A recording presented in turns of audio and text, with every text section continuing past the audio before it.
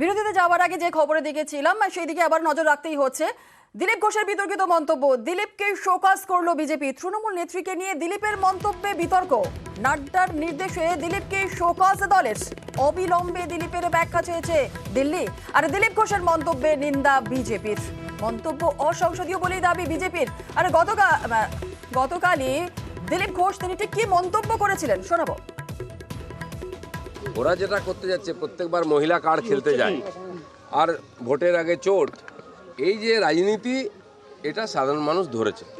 আর আমি সাধারণ মানুষের তরফ থেকে প্রশ্নও করেছি, যেখানে যা ইচ্ছা উনি মন্তব্য করেন, বাকিরা তো ভয় বলতে পারো না। আমি সেই প্রশ্ন করেছি ওনাকে, আমার প্রশ্ন করার অধিকার আছে। আমাকে প্রশ্ন করলে আমি তার উত্তরও দেবো। সেজন্য আজ মহিলা কার্ড খেলা ছাড়া টিএমসির কাছে কিছু করার নেই। সন্দেশখালি দেখিয়ে দিচ্ছে মহিলাদের প্রতি কত সম্মান দেয়। সেজন্য টিএমসি ডুবছে। যেন কাউকে তো ইস্যু করতে ভালো পেয়েছে, দিলীপ ঘোষকে ইস্যু করেছে। মমতা বন্দ্যোপাধ্যায়কে নিয়ে মন্তব্যের জেরে জোরালো বিতর্ক। আর নাড্ডার নির্দেশে বিজেপি শোকজের পরে আজ সকালে ঘুরিয়ে দুঃখ প্রকাশ দিলীপের গলায়।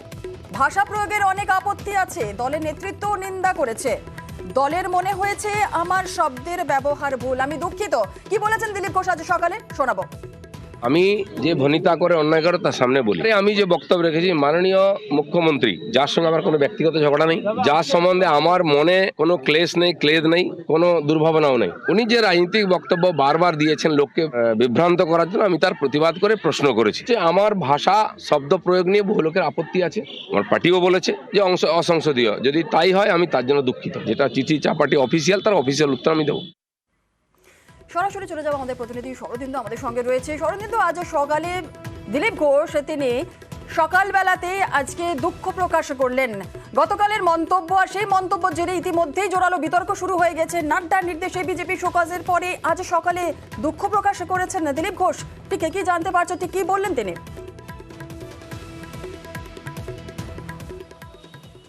দেখো, প্রথমেই জানিয়ে রাখা যাক যে কেন্দ্রীয় নেতৃত্ব যে তাকে শোকজ করেছে সে কথা স্বীকার করে নিলেন দিলীপ ঘোষ।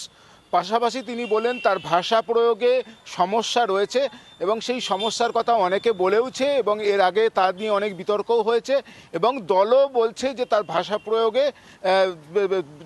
ভাষা প্রয়োগে নিশ্চয়ই কিছু ত্রুটি রয়েছে। কিন্তু তিনি বলছেন মাননীয় মুখ্যমন্ত্রীর প্রতি তার কোনো ব্যক্তিগত ক্রোধ বা ক্লেশ নেই। তবে এই মন্তব্য যদি অসংসদীয় হয়ে থাকে তবে তিনি তার জন্য দুঃখিত।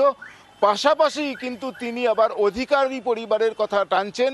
শুভেন্দু অধিকারীর নাম করে তিনি বলছেন যে তৃণমূলের পক্ষ থেকেও কিন্তু শুভেন্দু অধিকারী বা তার বাবাকে টেনে এনে কুরুচিকর মন্তব্য করা হয়, সেগুলোও কিন্তু অসংসদীয় বলে প্রতিবাদ করা উচিত তৃণমূলের পক্ষ থেকে।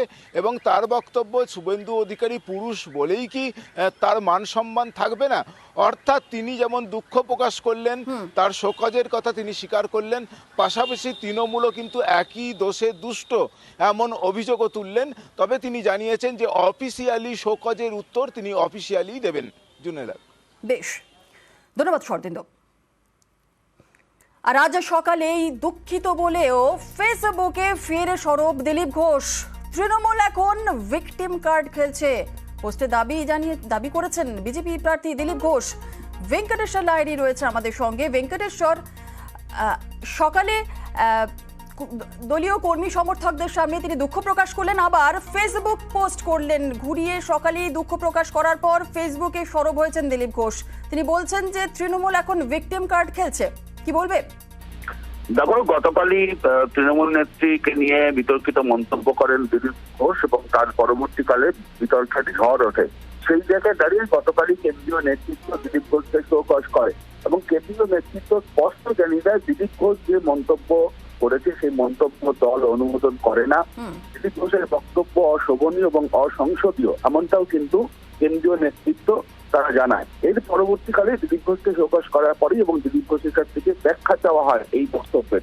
শেষ পর্যন্ত দিলীপ ঘোষ তিনি দুঃখ প্রকাশ করলেও তিনি কিন্তু একেবারে তিনি যে সোশ্যাল মিডিয়ায় পোস্ট করেছেন তা রাজনৈতিকভাবে যথেষ্ট তাৎপর্যপূর্ণ, কারণ যেহেতু তিনি প্রার্থী হয়েছেন বর্ধমান দুর্গাপুর কেন্দ্রকে, ফলে সেই জায়গায় দাঁড়িয়ে দিলীপ ঘোষকে এই মন্তব্য নিয়ে যথেষ্টই তিনি অস্বস্তিতে পড়ে যান এবং সেই জায়গা থেকেই তিনি দুঃখ প্রকাশ করেন। যদিও তৃণমূল কংগ্রেস শাসক দল তারা কিন্তু আসলে নেমে পড়েছে দিলীপ ঘোষের এই মন্তব্যকে কেন্দ্র করে, এবং কিভাবে দিলীপ ঘোষ এই মন্তব্য করলেন, তৃণমূল নেত্রীকে নিয়ে এই বিতর্কিত মন্তব্য, তা নিয়ে এখনো পর্যন্ত তারা কিন্তু রাজনৈতিকভাবে যথেষ্টই আক্রমণ শানাচ্ছেন দিলীপ ঘোষ এবং বিজেপিকে। সেই জায়গায় দাঁড়িয়ে দিলীপ ঘোষের এই দুঃখ প্রকাশ, রীতিমতো দল একদিকে দলের পক্ষ থেকে তাকে শোকজ করা হয়েছে, দল স্পষ্ট জানিয়ে দিয়েছে দিলীপ ঘোষের এই মন্তব্য তারা সমর্থন করে না, দিলীপ ঘোষের পাশে নেই।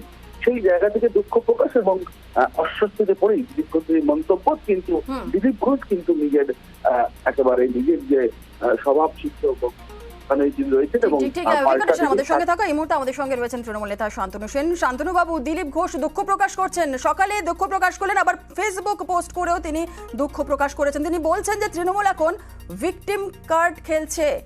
পোস্টে দাবি করেছেন বিজেপি প্রার্থী, তিনি বলেছেন আমি দুঃখিত।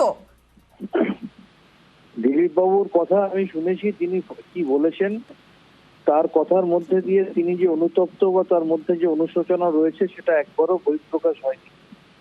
আর তাকে যে শোকজ করার কথা বলা হয়েছে, বিভিন্ন বিজেপির নেতারাই আমার সোশ্যাল মিডিয়ায় দাবি করছে যে তাকে নাকি শোকজ করা হয়নি।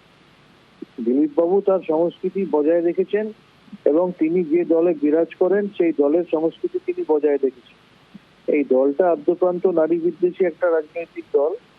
তিনি বলছেন যে তৃণমূল এখন ভিকটিম কার্ড খেলছে। সেটা দেশের মানুষ দেখতে পাচ্ছে কারা মহিলাদেরকে অপমান করে। ভারতবর্ষের প্রধানমন্ত্রী যিনি বিলকিস বানু ধর্ষকদের রেহাই করে দেন, স্বরাষ্ট্রমন্ত্রী যিনি বলেন মমতা ব্যানার্জির বয়স এক এক রাতে 10 বছর বেড়ে যাচ্ছে, আর দিলীপ ঘোষ যিনি এর আগে মমতা ব্যানার্জি পায়ে চোট পাওয়ার পরে বলেছিলেন যে তাকে বারমুডা পরা উচিত, আবার বিরোধী দলনেতা তিনি এর আগে বেগম ফুফা ফালা বিভিন্ন রকমের কথা কুরুচিকর মন্তব্য করেছেন। বিজেপির রাজ্য সভাপতি তিনিও ছেড়ে কথা বলেননি। আর সার্বিকভাবে নারী বিদ্বেষী একটা রাজনৈতিক দল, এটা বাংলার মানুষ লক্ষ্য করছে, এটা দেশের মানুষও জানে। তাই আমি মনে করি দিলীপ বাবু তথা বিজেপির যে কোনো প্রার্থী যেখানেই দাঁড়িয়েছেন, আগামী নির্বাচনে একটি মহিলা ভোটও তারা পাবেন। বেশ, ধন্যবাদ শান্তনু বাবু। আরো একবার আপনাদের জানিয়ে রাখি, আজ সকালে ঘুরিয়ে দুঃখিত বলেও ফেসবুকে ফের সরব হলেন দিলীপ ঘোষ। তৃণমূল এখন ভিকটিম কার্ড খেলছে, পোস্টে দাবি করলেন বিজেপি প্রার্থী।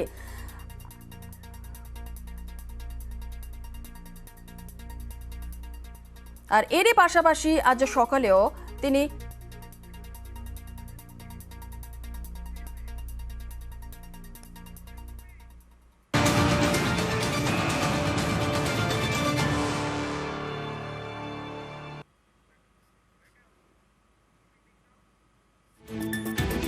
দিলীপের মন্তব্যে কমিশনে তৃণমূল, মমতাকে নিয়ে বেলাগাম মন্তব্যের জের। দিলীপ ঘোষের বিরুদ্ধে আজ ফের নির্বাচন কমিশনে তৃণমূল। অভিযোগ জানাতে ইসির অফিসে 10 সদস্যের প্রতিনিধি দল। গালি নালিশ চিঠির, আর তারপরেই জেলা শাসকের জবাব তলব কমিশনের।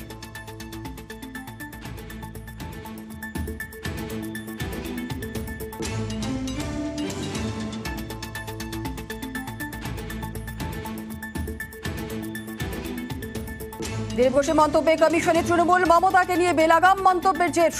দিলীপের বিরুদ্ধে আজ ফের নির্বাচন কমিশনে তৃণমূল কংগ্রেস। অভিযোগ জানাতে ইসির অফিসে 10 সদস্যের প্রতিনিধি দল। কাল নালিশ চিঠির পরেই আজ জেলা শাসকের জবাব তলব কমিশনের।